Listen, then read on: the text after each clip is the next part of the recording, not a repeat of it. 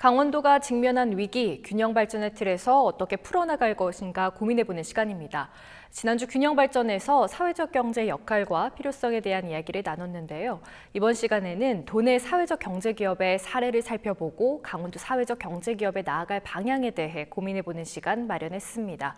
스튜디오에 국가균형발전위원회 위원이신 이기원 한림대학교 교수님, 또 백명화 횡성 사회적 경제 네트워크 열린 사회서비스센터 대표님 자리하셨습니다. 두 분 안녕하십니까? 네, 반갑습니다. 네, 일단은 교수님 오늘 예. 소개할 곳이 횡성의 사회적 경제 네트워크입니다. 네. 이곳을 선정한 이유도 궁금하고 또 이번 시간 중점적으로 살펴볼 내용이 무엇일까요? 네, 저희 그 국가균형 발전 계획의 큰 틀에서 보면 우리가 사람, 공간, 산업 이렇게 나눠봤고, 그중에서 사람을 생각하는 쪽에 있어서 보면은 그 세 번째 큰 틀이 삶의 질 보장입니다. 기본적인 삶의 보장이고, 그것이 기본적인 삶의 질 보장한다는 것은 결국 전국 어느 곳에서 살더라도 최소한의 기본적인 삶의 수준은 다 보장을 하겠다는 의미고, 그것을 또 한편 우리 지역이 주도하는 자립적 성장 기반이라는 틀하고 맞춰보면 지역은 결국 지역 주민들이 주도하는 것이고, 네. 저희가 지난 시간에 살펴봤던 것처럼 그 주민이 주도하는 것을 어떻게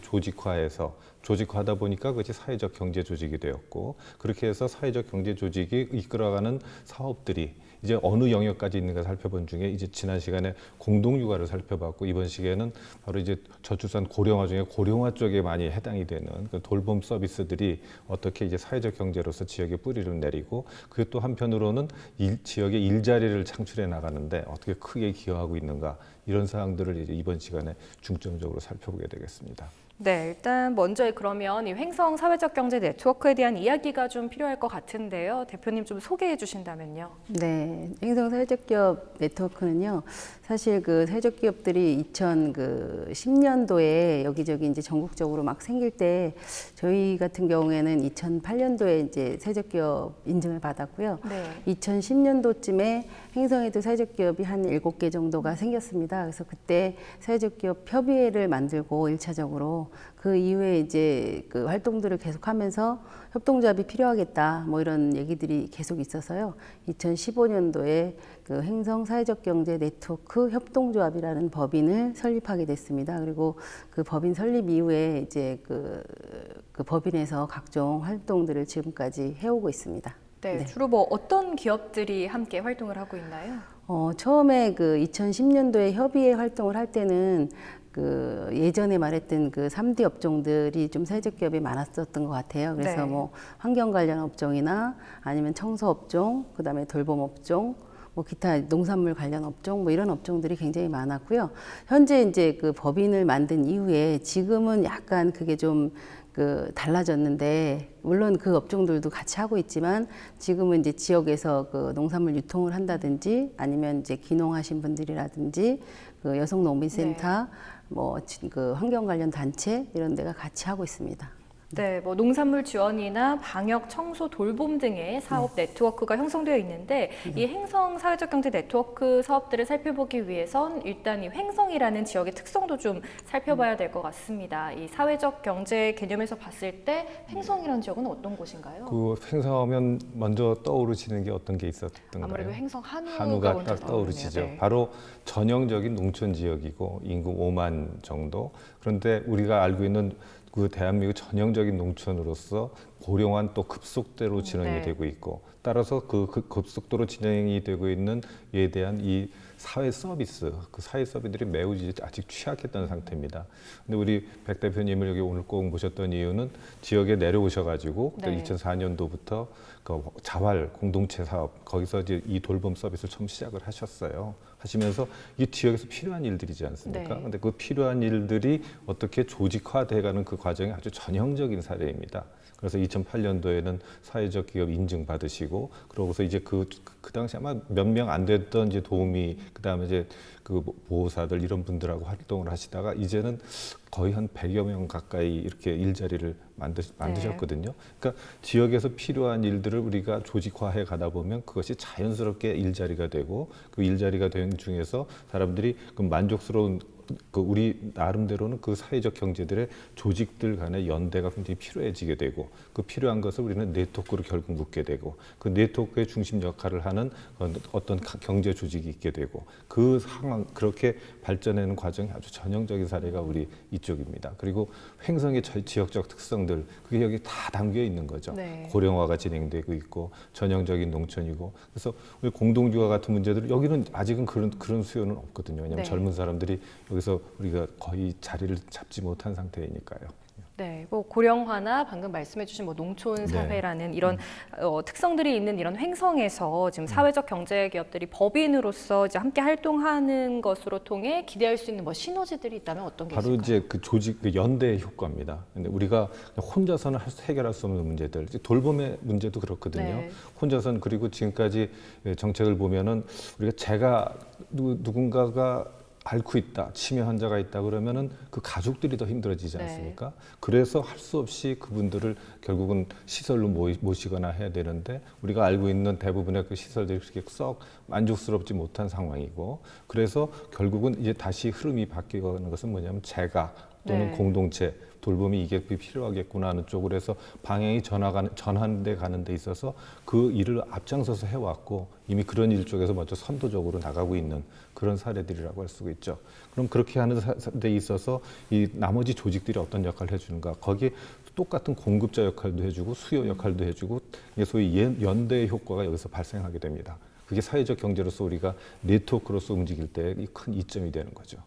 네, 일단은 대표님께서 운영하시는 곳이 지금 돌봄 서비스를 제공하는 곳이잖아요. 이게 지역적인 특성을 고려했을 때 횡성에선 꼭 필요한 것 같은데 이게 관련 자료를 살펴보니까 이 공동체 돌봄이라는 개념이 있더라고요. 이게 뭐 일반적인 돌봄 서비스 케어하고는 좀 다른 건가요?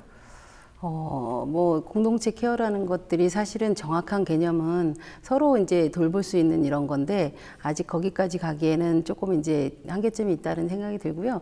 처음에 저희가 이제 공동체를 했던 거는 그 5명이 그 시작을 했었을 때 처음에 이제 공동체를 시작을 해서 이제 같이 이제 나누고 같이 일하고 뭐 이런 공동체로 출발했다는 거에서 이제 공동체의 돌봄이 됐고요.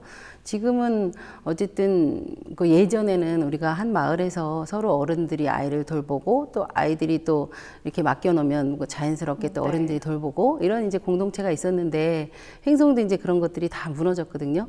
근데 이제 앞으로 그런 것들이 이제 저희가 추구하는 공동체 돌봄이라고 한다면 아까 이제 교수님이 얘기하셨던 것처럼 재가에서 이제 시설이 아니라 재가에서 우리가 이제 이렇게 살 수 있는 기반을 마련해야 되는데 네. 어떻게 만들 것인가에 대한 이제 고민들이 좀 있는 것 같다는 생각이 들고요. 저희가 추구하는 바는 이제 공동체 돌봄인데 사실 뭐 공동체 돌봄을 완전히 실현했다? 뭐 이렇게 하기는 좀 어려운 것 같아요. 근데 처음에 저희가 5명이 뜻을 모아서 시작했는데 지금 100명이 넘게 이제 일을 하고 계시는데 네.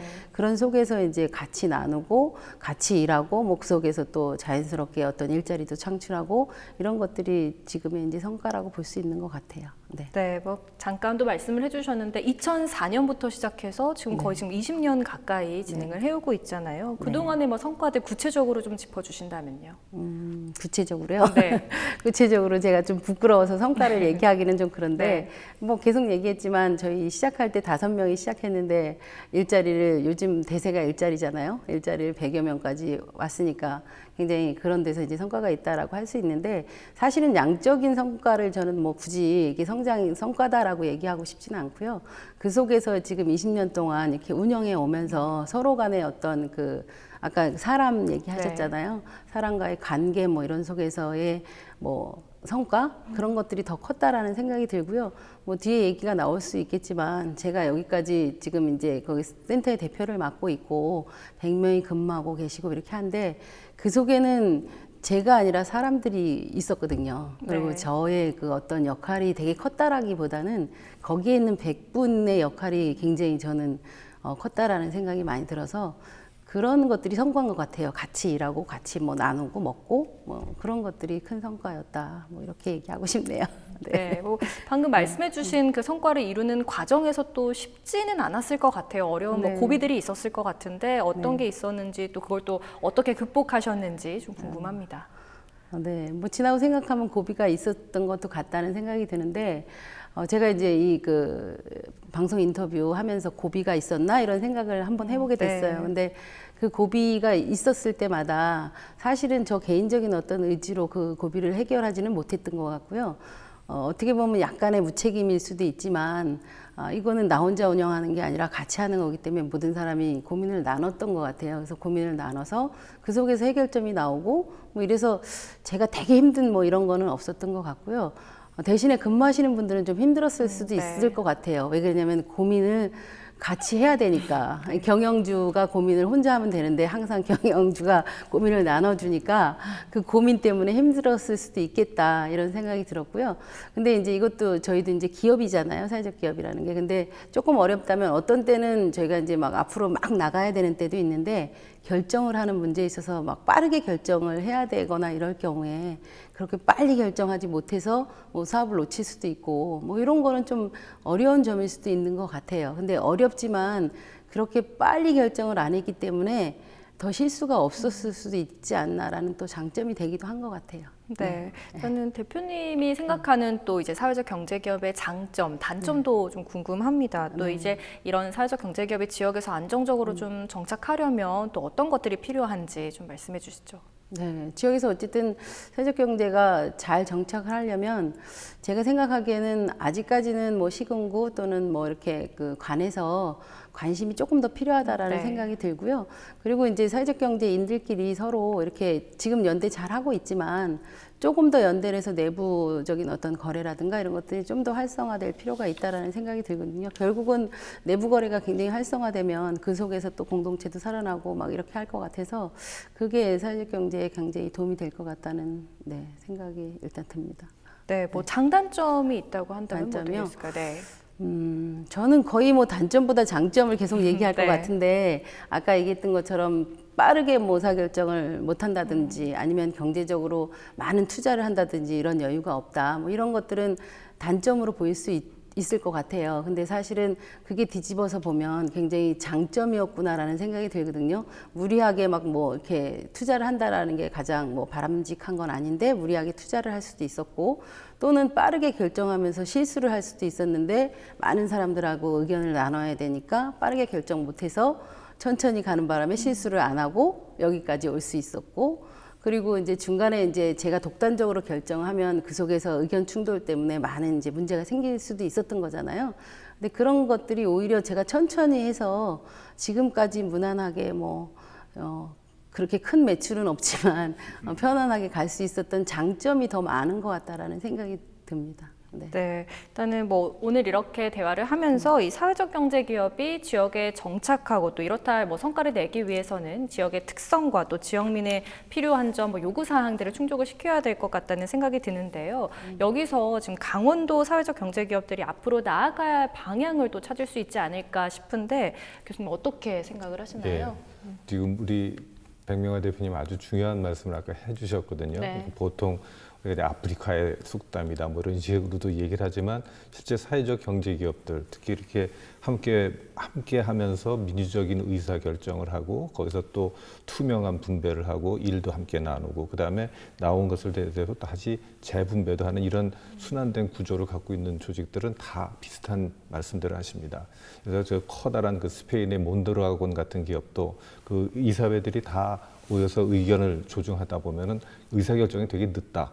그걸 갖다 많이 단점이라고들 지적을 해요. 네. 그러나 우리는 많은 토론을 거쳐서 얻은 결론이기 때문에 일단 추진하기 시작하면 그때부터는 결코 느리지 않다. 네. 그래서 보통 많은 이런 얘기들을 하지 않습니까? 뭐냐면은 빨리 가고 싶으면 혼자 가고 그렇지 않고 오랫동안 제대로 가고 싶으면은 함께 가라 네. 하는 얘기. 그게 바로 아까 우리 네. 백 대표님 말씀하신 그 교훈이고 우리 강원도의 지역적 특징 중에 늘 얘기하는 게 암하노블. 그리고 우리도 사실 그렇게 급히 가거나 하는 그런 특성들은 아니거든요. 네. 그리고 우리가 갖추고 있는 것들이 자원들이 대부분 다 보면 산, 계곡 이런 것들이 그리고 바다가 이런 것들이 우리한테 큰 자원들이었고 그런 것들을 갖다가 하나하나 우리 것으로 만들어가면서 우리가 거기 안에 있는 자원들을 발굴하고 하는 그런 과정들은 혼자 할 수 있는 일들은 아니거든요. 함께 하는 일들에 우리는 좀 더 익숙해져야 될 것이고 그 백 대표님 지금 벌써 10년이 넘도록 이 일을 하시면서 한 번도 무슨 큰 욕심을 낸다거나 이런 일은 없고 또 똑같이 그 같은 모든 구성원들을 동등하게 해서 그 누구의 의견도 소외되지 않는 그래서 결국은 함께 포용하는 그런 리더십을 쭉 보여주셨거든요. 사실 그런 리더십들이 학교에서부터 초등학교, 중고등학교에서 나 혼자 튀는 게 아니라 결국 의사를 모아가는 것이 결국 오래 갈 수 있는 길이라는 것이 우리가 교육 과정에서 이 강원도의 특색 있는 교육으로서 이제 드러나야 되고, 그다음에 우리 사회적 경제라는 게 결코 대안이 아니라 이제는 그게 우리 사회를 살아가는 데 있어서의 주류로서 이런 방식, 그러니까 어느 누구도 독단적으로 결정하지 않고 같이 의견을 수렴할 수 있는 귀를 열어놓고 있는 열린 서비스 센터 아닙니까? 그래서 열어놓고서 모든 것들을 의논이 들어가고 그다음에 수요도 거기서 파악이 되고 그렇게 자연스럽게 해왔는데도 벌써 5명밖에 안 되던 인원이 벌써 100명 가까이 이렇게 일자리를 만들어서 지역 내에서 정말 없어서는 안 될 조직이 되지 않습니까? 물론 지금도 이제 아직도 또 필요하다고 하는 것들이 보면은 이제 그 역할들을 앞으로도 이제 더욱더 이제 돌봄의 이런 영역은 수요들이 더 커지지 않습니까? 커지는 거에 대해서 그럼 이제 필요한 뭐 교육에 대한 것들, 그다음에 또 더욱더 필요한 의료, 더 많은 그 교통까지 이런 큰 공공성을 갖춘 서비스들이 많이 필요한데 그 서비스들을 갖다가 지금처럼 사회적으로 조직화하고 그분들을 잘 훈련시켜서 그 일자리가 나오고 하는 그렇게 돌아가기 위해서는 이제 어느 한 기관이 지금은 이제 우리 열린 서비스 센터가 그 네트워크의 그 중추 역할을 하고 있습니다만은 그 역할을 할 수 있는 걸 갖다가 앞으로 더욱더 키워놔야 되는 거죠. 그게 지난 시간에 우리가 모셔왔던 이제 우리 강원도 사회적 경제센터가 이제 강원도 전체로서는 그 역할을 하고 있는데 그 역할을 갖다가 횡성군 단위 또는 원주군 단위, 원주시 단위에서는 어떻게 할 건가 하는 것들을 또 그 지역에서의 수요에 맞춰서 그랬다 지역 내에서 서로 합의를 해서 이뤄가서 끌고 가는 것이 옳다 하는 것이죠.